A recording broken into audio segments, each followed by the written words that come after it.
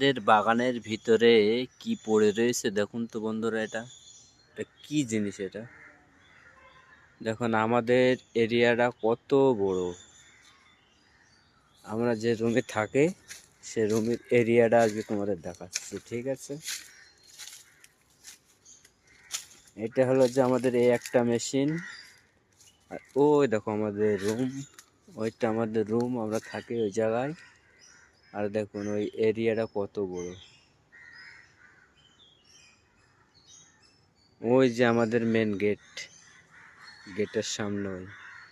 আর এই যে আমাদের একটা মেশিন, কংক্রিট মিক্স করা মেশিন। আর এই একটা মেশিন। আর এটা হলো আমার কাঁথা।